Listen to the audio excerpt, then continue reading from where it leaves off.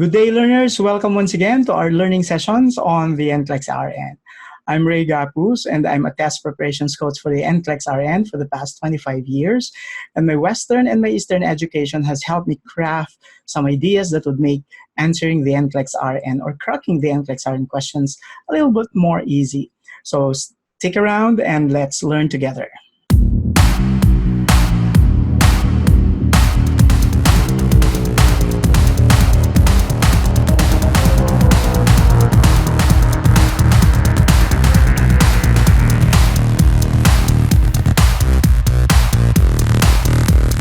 Good day, fellow learners. Today's lesson would actually be about viral meningitis.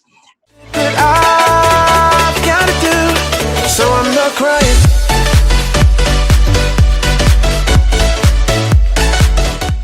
I'd like to share with you first a sample question related to this topic before moving on to discussing it in more detail.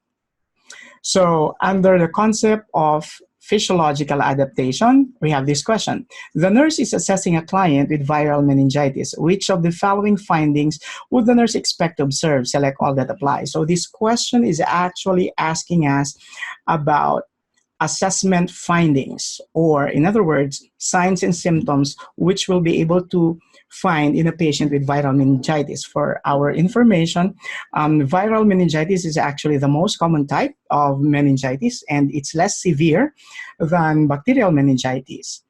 And usually, recovery occurs within 7 to 10 days. Now, there's one outstanding manifestation that differentiates bacterial meningitis from viral meningitis, and that is actually the presence of petechial rash. You find that in bacterial meningitis, but not in viral meningitis.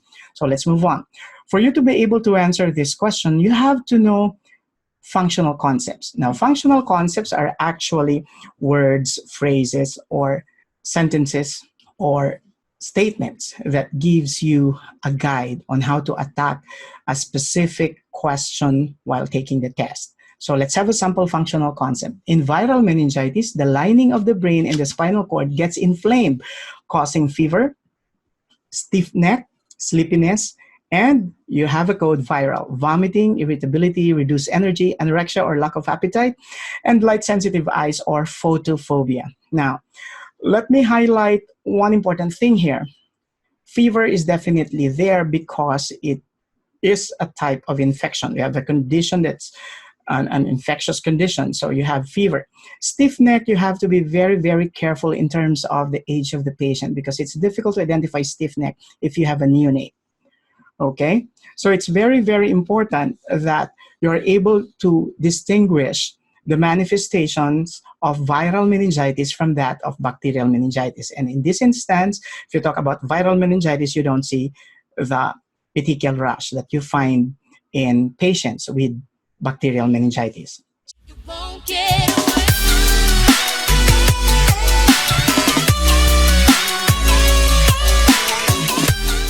Now, let's try to figure out the answers. The nurse is assessing a client with viral meningitis. Which of the following findings would the nurse expect to observe? Select all that apply.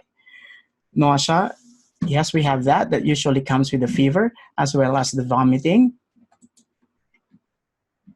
But we don't have piloerection. Piloerection is actually, in layman's term, it's called goosebumps. It's associated with the activation of the sympathetic nervous system as a response to a fight or a flight situation. So it doesn't usually occur in viral meningitis. Now, bradycardia also does not occur in viral meningitis. Chances are, when patient would usually have very, very high fever, it's tachycardia that occurs. Now, as we said a while back, light-sensitive eyes or photophobia occurs. So the answers are nausea, vomiting, and photophobia. Now, it's very, very important to note that your viral meningitis is usually diagnosed with several tests using throat and nasal swabs, using blood as a specimen, and sometimes it requires the analysis of spinal fluids. Now, since this is a viral infection, there's usually no specific treatment. Antiviral agents may help, but antibiotics usually would not be effective. Now, what is important for the patient to note is that they have to have themselves vaccinated on schedule for the types of infection like measles, mumps, chickenpox, and influenza that may potentially cause your viral meningitis. Although the most common cause of viral meningitis is your non-polio enterovirus, your mumps virus, influenza virus, and your West Nile virus would usually be some of the viruses that could potentially cause viral meningitis. And those who are below 5 years old and those with weak immune system are usually predisposed. Now, if we talk about preventing viral meningitis, the most effective way to prevent it is actually to perform frequent hand washing, and it is better than just using a surgical mask. The hand washing would usually help prevent the transmission of viral meningitis more than the use of a surgical mask.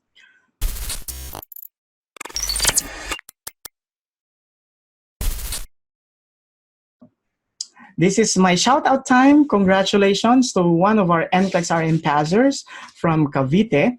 And his name is Clint Taburnal, who is now a US RN. He actually passed the Illinois NCLEX RN test. Congratulations to you, Clint.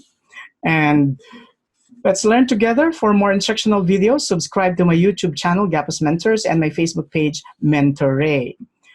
If you have anything in mind which you may want me to clarify, or you're getting confused with the concept and you may want me to create a video for your use, send in your request to my email, mentor.raygapuz@gmail.com.